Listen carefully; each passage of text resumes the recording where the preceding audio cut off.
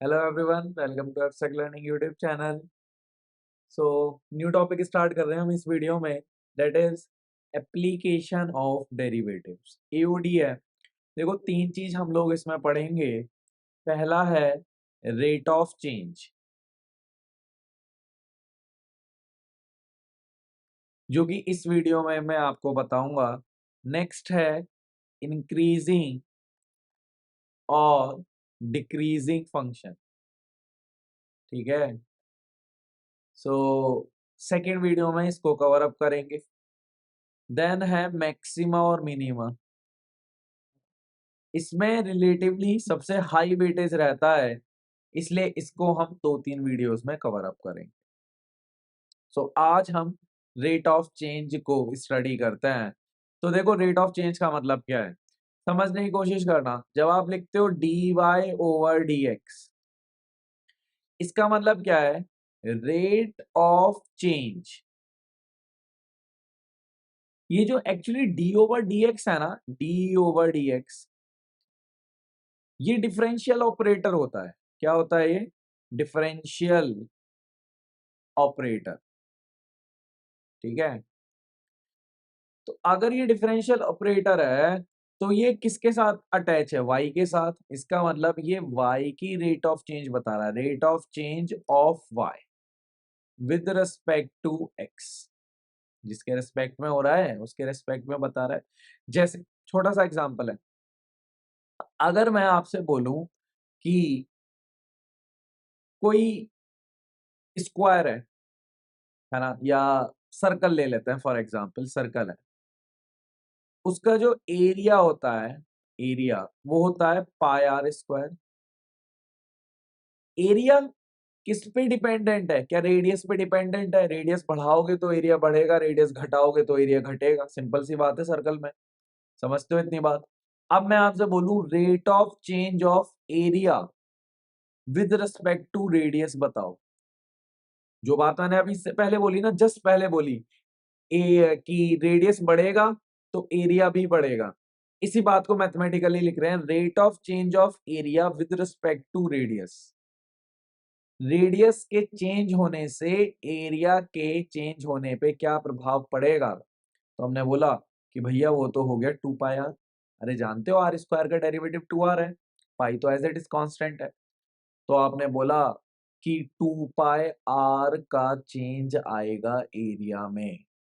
तो बस यही रेट ऑफ चेंज होता है कि आर को अगर 1 यूनिट से बढ़ाया गया है तो एरिया में कितना चेंज आएगा? 2 पाई का। आर को अगर 2 यूनिट से बढ़ाया गया है तो एरिया में कितना चेंज आएगा? 4 पाई का।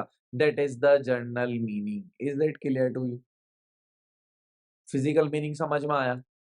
बस इतना ही है, इतनी ही थ्योरी है। पेपर में बहुत कम पूछे गए सवाल हैं। ठीक है। और के मुकाबले इंक्रीजिंग डिक्रीजिंग थोड़ा सा और ज्यादा पूछता है, मैक्सिमम मिनिमम को काफी ज्यादा पूछता है। मैं आपको क्वेश्चन दिखाता हूँ और आप देखना कि कैसे हम लगाएंगे। मैं आपको सिखाता हूँ। पहला क्वेश्चन ये है, 2020 का सवाल है, 23 में नहीं आए हैं सवाल, है ना। एक आध सवाल है कोई। क्या है? रेडियस इंक्रीज कर रहा है। देखो, इंक्रीज करेगा तो rate of change positive, decrease करेगा तो नेगेटिव। लिख लेना। इंक्रीज करेगा तो रेट ऑफ चेंज पॉजिटिव, लिख लो। डिक्रीज करेगा तो रेट ऑफ चेंज नेगेटिव, लिख लीजिए। एट यूनिफॉर्म रेट इतना, तो हमने बोला रेडियस विद रिस्पेक्ट टू, देखो इसका यूनिट पहचानो। यूनिट कौन है? इसका यूनिट है पर सेकंड, मतलब टाइम के रिस्पेक्ट में है। 3 सेंटीमीटर पर सेकेंड। बहुत बढ़िया। किसी इंस्टेंट पे रेडियस सर्कल का 2 निकल गया। मैंने बोला ओके, तो पहले एरिया। अब उसने बोला rate of change of area बता दो। तो एरिया होता है पाई आर स्क्वायर। अभी तो ऐसा एग्जांपल दे ही रहा था मैं आपको। एरिया का किसके रेस्पेक्ट में? देखो टाइम लिखा हुआ है ऑपरेटर, ध्यान से देखो टाइम, है ना। तो इसका मतलब टाइम के रेस्पेक्ट में जो है हमें क्या करना पड़ेगा? चेंज देखना पड़ेगा। डेरिवेट किया पाई आर स्क्वायर का 2r, याद करो chain rule, D R by D T. Derivative ही काम आएगा अपना यहाँ पे। 2 आर बताओ, आर भी तो उसने दिया है, ये रहा 3। D R by D T भी दिया है 3। 18 पाई। खत्म। यूनिट यूनिट लिखते हैं ना पेपर में, है ना, बोर्ड में तो नंबर कट जाएंगे। 18 पाई सेंटीमीटर स्क्वायर पर सेकेंड। हो गया, बस इतना ही काम है। दूसरा सवाल दिखाता हूं मैं, चलो। ये तो और आसान है, इसमें तो और आसान काम है। बोला है एरिया का रेट ऑफ चेंज बताओ। लिख लो, डायरेक्ट लिख लो यार, जल्दी से बताओ। मेरे आंसर लिखने से पहले आप कमेंट करो जल्दी से फटाफट। एरिया है पाई आर स्क्वायर, और rate of change of area पूछा विद रिस्पेक्ट टू रेडियस। तो इसका मतलब किसके रिस्पेक्ट में डेरिवेटिव है? आर के रिस्पेक्ट में। 2 पाई आर होता है, तो आर को 3 रख दो, 2 पाई इंटू 3 कितना हो गया? 6 पाई। ये हो गया। देखो, एरिया का किसके रेस्पेक्ट में है? रेडियस, तो उसका यूनिट भी सेंटीमीटर, इसका यूनिट सेंटीमीटर, और एरिया का सेंटीमीटर स्क्वायर, तो इतना सेंटीमीटर आ गया यहां से। बात समझ में आ गई? बढ़िया है, ठीक है। तीसरा सवाल दिखाता हूं मैं आपको। ये थोड़ा सा अच्छा सवाल है ना, थोड़ा सा अच्छा है। आपको इसमें थोड़ा बहुत जो है बेसिक ज्योमेट्री मालूम होना चाहिए। देखो एक बार करते हैं, चलो फिर भी। 4 मीटर का तो एक पोल है, स्ट्रीट लाइट है 4 मीटर। एक इंसान भी है 1.6 मीटर का। होते हैं 1.6 मीटर के इंसान? होते होंगे, है ना, 180 सेंटीमीटर। हाँ हाँ, होते हैं, ठीक है। तो सही है डेट। 1.6 मीटर का इंसान है, और बोल रहा है कि वॉक, चलते चलते इस स्ट्रीट लाइट से वो दूर आ गया होगा, कुछ आ गया होगा यार, कुछ एक्स डिस्टेंस आगे आ गया होगा। अपने को क्या लेना देना है इस बात से। और ऐसे चलता जा रहा है, आगे भी चला होगा कुछ, पहुंचते पहुंचते, ठीक है। ये मैंने ज्वाइन किया, क्यों ज्वाइन किया? एक्चुअली में ये जो मैंने वाई को मेंशन किया है, क्या ये इंसान का शेडो हो जाएगा क्या? भाई इंसान अगर ये चल रहा है तो उसका शेडो यही होगा कि नहीं? हॉरिजॉन्टल वाला। ये पर्सन है, पीछे स्ट्रीट लाइट है। अब जब इस पे लाइट पड़ेगी तो शेडो कौन बनेगा? This will be the shadow और नॉट? तो चलो कर लेते हैं। तो हमने बोला कि ठीक है, इतना सब कुछ दिया है आपने, और बोल रहा है कि 0.3, तो ये तो x चल रहा है ना दूर, तो ये dx/dt उसने 0.3 मीटर पर सेकेंड दिया है।